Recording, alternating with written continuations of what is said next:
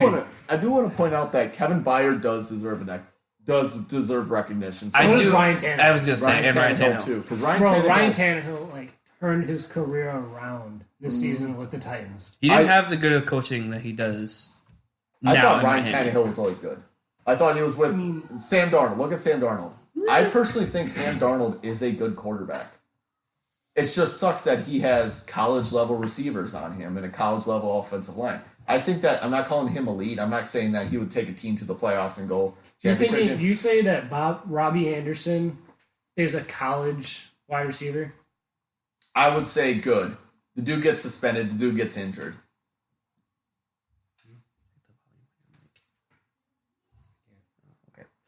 Okay, but so that's just my comparison. Tannehill got a new scenery. He needed that. Yeah. And he's always been a good quarterback in Miami with passing wise. It was just staying healthy, and there was a lot of drops because he was in the same system. Not a great wide receiving core. They had Kenny Stills. Devontae Parker was still You're raw. saying that Kenny Stills is not a good wide receiver. He's good. He's good. Kenny Stills is probably the best receiver they had. When Kenny Stills is on your team and then you have nobody, as a defense, what are you going to do? You're just going to man him up on. You're going to send your best corner. He didn't lose Kenny Stills when he was there. Kenny Stills just got traded this season, didn't he? Or was it last season? It was last season. He played 1 year with them. No, he played more than 1 year with them. He played like 2 seasons with them. I thought he played one, but yeah, that's what I always thought he was a good quarterback. He was obviously hit by the injury bug a lot in Miami. He still is. I mean, although this was probably his best year of Wise, but he really turned around. Yeah, but I definitely think you can't turn down 1,540. The stats he put up this year? Whew. Yeah, 22-7 ain't bad. Exactly. I think he got benched. I think Mariota got benched week 4 or 5. So 2 games roughly. They lost because he said something about. They lost like 1 or 2 games after Ryan Tannehill started, right? Yeah, something like that. But I definitely think that Kevin Byard should be recognized as also one of the better players. He got 5 picks this season. Probably one of their best players on defense. Yeah. He's by far their best player. Yeah. Jarrell Casey's a close second, and Dory Jackson's pretty darn close, but nothing compared to Kevin Byard. All right, jumping over from the AFC back to the NFC. Best player on the, Seahawks? Yeah, Seahawks. Best player on the Seahawks right now. Who are we thinking? Probably Russell Wilson. I'd have to agree with that. Yeah, it's very comparable if you want to say. If you watched him today, Wilson was insane. Yeah, he didn't have the greatest game. He didn't put points on the board, but he did his job. He basically puts that team on his back. Yeah, he had without a doubt. Last I saw, he had 4 rushes for 47 yards. That's over 10 yards a carry. Mm-hmm. Like out of the quarterback position. Yeah. Granted, quarterbacks are usually, scrambling quarterbacks that run about 8 yards, but 10 yards, that says something. I don't even think Lamar hit 10 yards, to be completely honest. Was averaging 10 yards? No, there's no way. Yeah, I don't even think that. I know. He had over 1,000 rushing yards, but there's no way he was averaging 10 yards. So I think he had over 100 carries. But my person is Wilson. It's very debatable if you want to say Lockett or Wagner. Wagner was a close one for me because the dude had almost 160 tackles. DK Metcalf went off today, too. Mm-hmm. He's probably their second best player on offense right now. Wagner's close there because, Wagner, 160 tackles, averaging 10 tackles a game. Roughly. He had 160 tackles? He was just shy of that. He had 156, I think. But, yeah, 160 tackles, 10 tackles a game, that says a lot. But I definitely think Wilson was, 31-5 touchdown interception ratio. Not much quarterbacks can do that. Yeah. That definitely puts you at elite status. And when he had over 4,000 yards passing. So I definitely think, and he did a lot considering their offensive line isn't the greatest. But, I personally think he was the best. All right, back over the AFC. Who would it be? Was the Bills. Bills. Yep. Bills' best player. Honestly, you guys are gonna probably think I'm crazy for this, but Josh Allen probably has to be their best player. I found out? I was looking at his stats today. He has more rushing touchdowns than Lamar Jackson. Really? Yep. He has 9 rushing touchdowns. Lamar only had 8 or 7. But I didn't find that out until now. I was like, oh.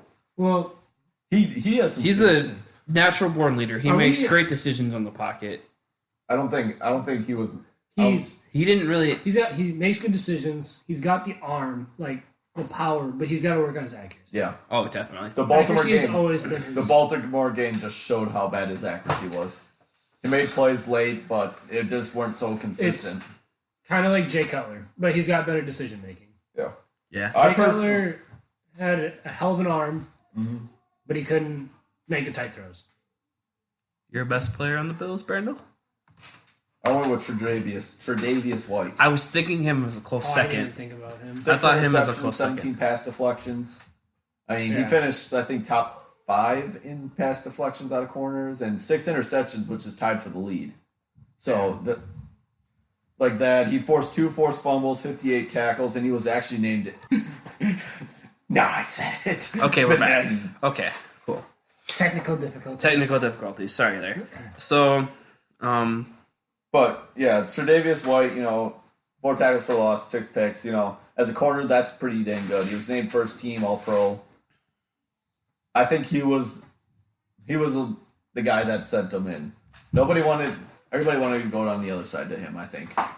It was definitely the other side kind of passer. Yeah. in your professional opinion?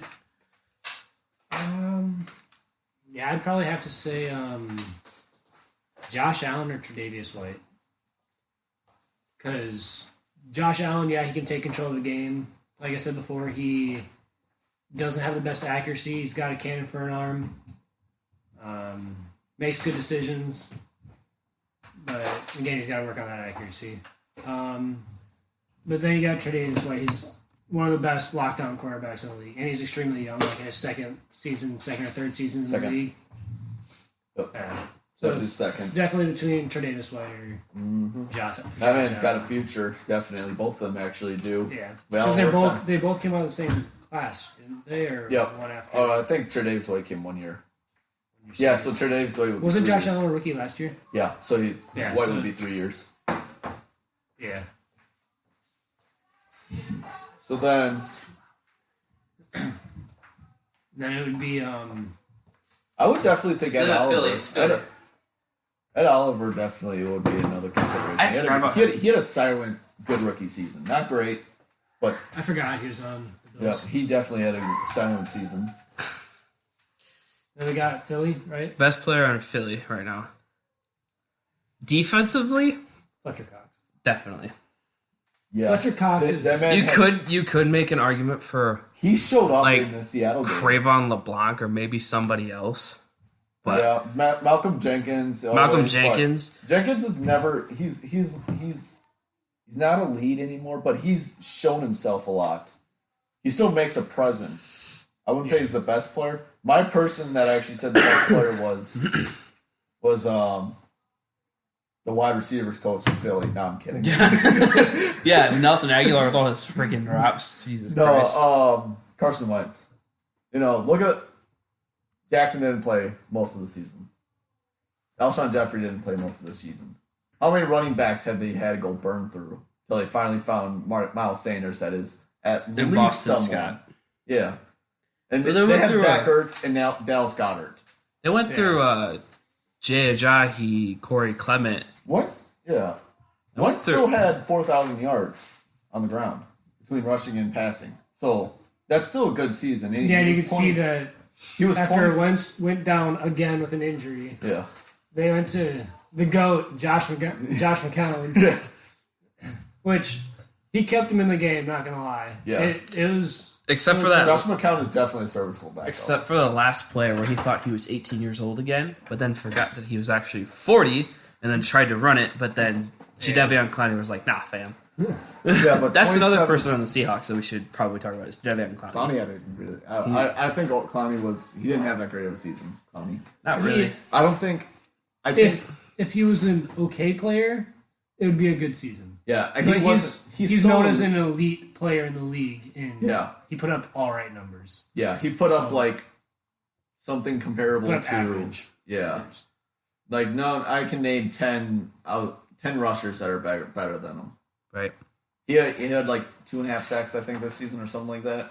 Yeah. But yeah, I definitely think 27-7 But touchdown interception. I think you gotta think Khalil Mack didn't put up very many sacks this season either. But it's still he was a focal point. His presence Yeah. will force a quarterback. But there's a to difference release. between presence and that. I mean, definitely people will look at Jadeveon for rushing them, might double team him, but you still have Wagner. Seahawks barely got any sacks this season.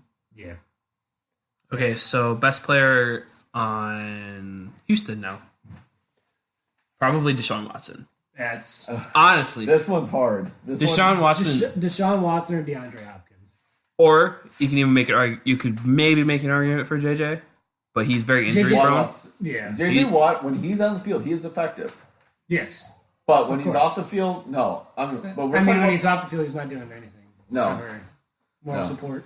He's very good on the field. I don't know if he's going to be able to play much longer with the amount he gets injured. I honestly hate think to see his career get cut short. Yeah. Like his injuries, but I can see it happening. probably like 2 years. I'd give him maybe 2, if that. I would say, yeah, Deshaun Watson definitely their best playmaker. This is on their team. Because you got to think. Look at the game look at this last playoff game, right? Man was probably dead to rights between 2 different Bills defenders, and he just fucking spins out of it. He is the kind of person who makes plays. And he got sacked 7 times that game. Yeah. And not once, I don't think he lost the ball. No. He has very good playmaking, and he's a very good runner. He's got a great arm. Honestly, he's kind of like a bigger Russell Wilson to me. Yeah. He's really good at detecting the defenses. When he sees a side collapse, he can easily avoid it. Just like Wilson. All right, your best player on the Texans. This one was extremely hard for me, not going to lie. It was between Watson, Hopkins.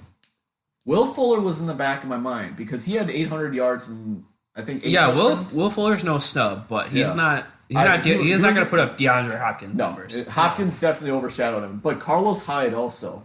Yeah, Carlos Hyde had a quiet season. He had his first 1,000. He was a sleeper. Yeah, for everyone. Nobody thought he was going to. I've always liked Carlos Hyde, obviously, because he's out of Ohio State, and I don't think he ever really. This was his first real shot in the NFL. Like, yeah, he played for the Browns, right? That's where he got drafted. Yeah. Mm-hmm. No, he was drafted by the Niners. Yeah, he was drafted by the Niners, and he got traded to. Yeah, he didn't. Yeah, he played a little bit. Like, he never really had a real offensive line with the 49ers. Mm-hmm. To run behind. Well, the Texans don't even have that big of an offensive line either. Yeah, that's true.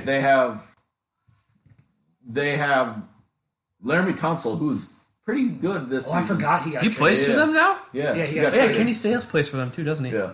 He got traded, and then it was 2 separate trades too, wasn't it? No. Yeah, I think it was the same trade. They sent like a garbage pick back, and everybody thought Miami was tanking. But they didn't really have an offensive line, and Carlos Hyde managed to get 1,000 yards out of that. Yeah, I think he's always been a hell of a back. Yeah, granted, people were definitely looking at Watson passing the ball because they have Hopkins and stuff, but again, that offensive line could not. It's their offensive line, and year in year out, Texans been known for a crappy offensive line. Yeah, but that's your best player. I personally. But I will go with Watson though. I think he was the reason why. I think the best player goes down to the person who got the team to the playoffs, and I think Watson was the reason. Hopkins, was a really good, strong consideration. I mean, because obviously you got to include DeAndre Hopkins because he had 4,000. He wouldn't have anyone. Watson wouldn't have anyone to throw it to. Yeah, he needs DeAndre Hopkins. He needs DeAndre Hopkins. He needs Will Fuller. Fuller's like that complimentary kind of dude, that perfect complement that everybody's going to be looking at Hopkins. Will Fuller will get wide open. Yeah. Will Fuller and Darren Fells, their tight end, he did a good season also. Nothing stellar, but he managed to get the yards when possible. Will Fuller makes plays, he gets separation, but he's never going to amount to anything. He's not going to be number one. He's not going to be DeAndre Hopkins. No, he's never going to be number one unless they trade DeAndre or DeAndre retires. He's going to be like Deshaun Jackson. Yeah. Deshaun Jackson can't be a true number one. Maybe a 2, but Okay, best player on the